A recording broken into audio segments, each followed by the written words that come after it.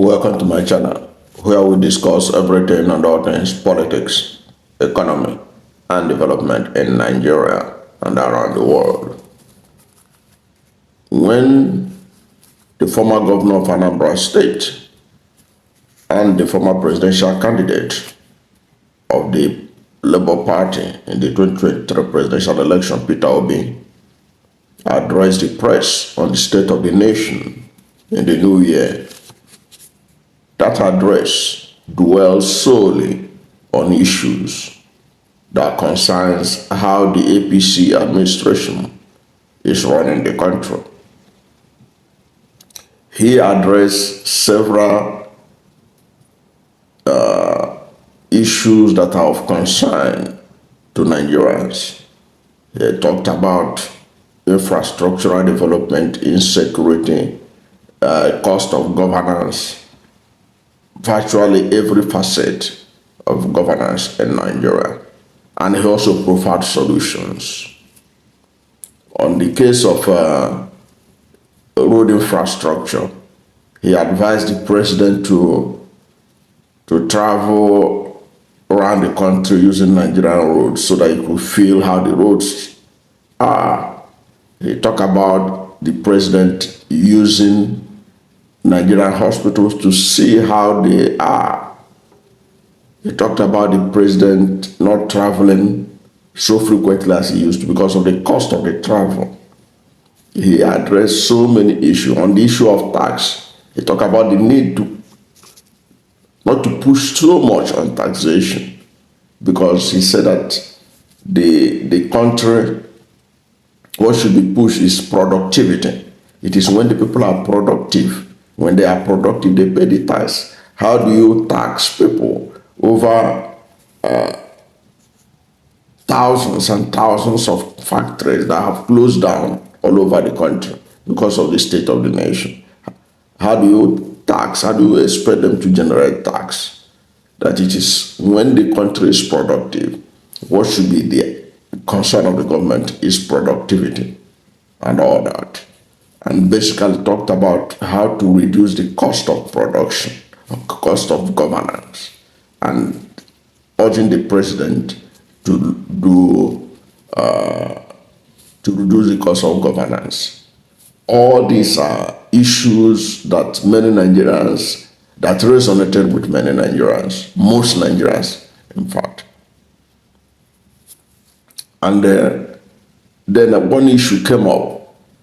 After he had addressed the major issues he wanted to talk about, a journalist asked him about playing opposition in Nigeria. What are the opposition that the government is destroying the opposition, the political parties and all that? What has he to say about it? Okay, so that was when Peter Obi talked about that it is difficult to be in opposition in Nigeria.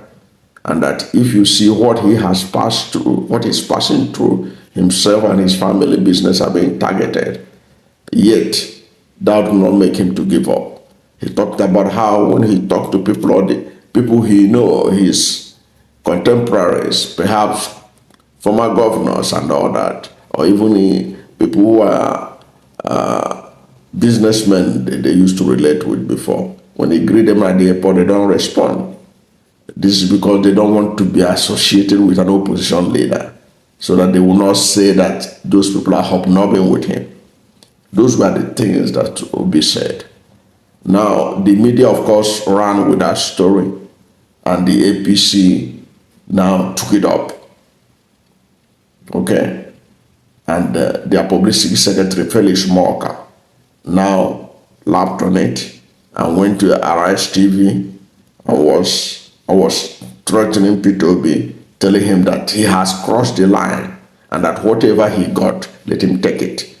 And now he's denying that that wasn't a threat. What do you mean when you tell somebody that you have crossed the line? When you say that somebody have crossed the line, what are you really talking about? That you have crossed the line. What does it mean? What does it mean? If that is not a threat, I don't know what is a threat. And of course, Peter Obi talked about this on his X handle. And because of that kind of statement from Morka, he got torrents of reactions from patriotic Nigerians who are saying nothing should happen to Peter Obi, and who are saying that Peter Obi had not crossed any line. Now what do we get? Morka now returned to the same TVC and now clear the same RIS TV, and is now claiming that the supporters of Peter Obi are threatening his life. As at the time he appeared again on RIS, he claimed that after the Peter Obi allegation against him, is there anything like allegation against him? What he said was on national TV. It's after Peter Obi allegation against him that he has received over 400 threats. 200 of them were death threats. That's what he's claiming now. Now, this is what they do. After they come out to say what they really wanted to say, they now began to claim the victim. They are now the victim. It is not Peter Obi who is supposed to be the victim of their threat. They are now claiming that they are the victim, and we have seen it several times. We have seen it with Professor Wole Soyinka. He will say his thing, people will react. He will accuse them of threatening him, of saying all kinds of things against him. And before you know it, Peter Obi will be pushed to go and plead with him, say, no, they didn't mean it that way, or they didn't mean that way. Which was one of the wrong moves Peter Obi had made, going to placate these people after they have said something against Peter Obi. They now begin to play the victim. Then Peter Obi will go and visit them. I think he should stop that. I hope he doesn't do that again. But that is the way, that's the card they play. We saw that with Femi Kuti. Now Morka is claiming now that he is the victim. He is now the one that everybody should come and help. We also saw that with, what's his name again? Reno Omokre. Begin to cry that they're after him. To be supporters after him. These are the kind of games they play. But meanwhile, they have said the nasty things they want to say about Peter Obi. After that, they will claim to be the victim and look for everybody to blame, and then begin to blame the obedience and other Nigerians. And the funny aspect of it is that every tweet against what they said, every response against what they said, they will say these are the obedience. That the obedience are on court, they talk anyhow, they behave. But I can tell you for free, from my observation of the obedient, they are the most sophisticated followers anyone can have in Nigeria politics today. They don't support Peter Obi blindly. We have seen instances where the obedience took on Peter Obi for not doing the right thing in their own estimation. So the obedience are not follow. They are not zombies. They have minds of their own. And Peter Obi is not even in control of them. To be frank, the only thing is that Peter Obi is the unifying factor around them. But he doesn't control them. He doesn't tell them what to tweet. He doesn't tell them what to say. They say their mind. Of course, when you threaten Peter Obi like that, telling him that he has crossed the line, several Nigerians will come after you to tell you that what you did was wrong.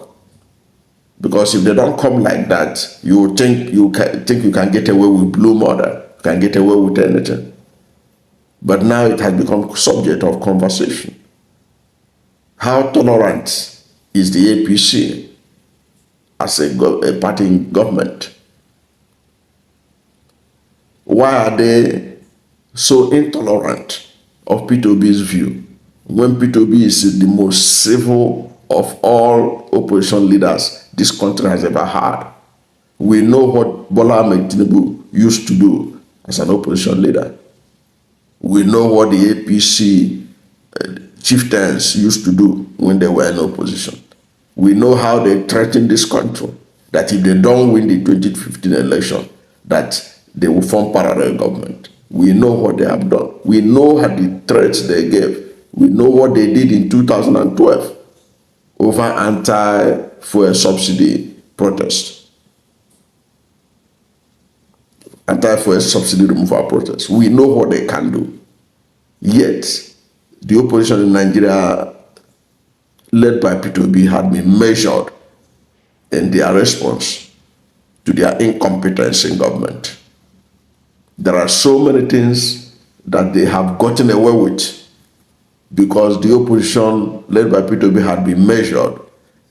They don't want to be as a rascal or display the kind of rascality that the APC were notorious for when they were in opposition. Yet, this is the same Peter Obi that was told that he has crossed the line, that whatever he gets, let him bear with it. And when people reacted, they want to turn it against Peter Obi, that it was Peter Obi because of Peter Obi allegation. Peter Obi don't have to allege anything before people begin to react, because people saw that video. People saw that interview where he was saying that Peter Obi has crossed the line, said that Peter Obi did not do anything in 8 years in Anambra State. Must you run down Peter Obi before you can be noticed by Tinubu to be given something or to be called to come and eat either on the table or to collect the crumbs that are fallen off from the table? Why must people do that? And when after doing that, they try to look for who to blame, say that they are being threatened. It's unfair, to say the least. What do you think about Felix Morka's claim that people are threatening his life because of Peter Obi's allegation that he said he's threatened his life by saying that he has crossed the line? But you and I know simple English when you tell somebody you have crossed the line, and that whatever you get, take it like that. It could mean anything. That's a threat. And to issue that threat to the number one political leader in Nigeria, it carries a lot of weight. And Nigerians responded to him in kind. And now he's claiming the victim. What do you think? Let's hear from you at the comment section. Thank you for watching this video. And if you are new to my channel and you have not yet subscribed to my channel, please subscribe to my channel. Hit the subscription button, hit the notification bell. When you subscribe to my channel and hit the notification bell, anytime I have a new video, you'll be among the first to know. God bless you. And please don't forget to like this video, because when you like it, God will rank it high and recommend it for more people. Thank you, and God bless you and yours.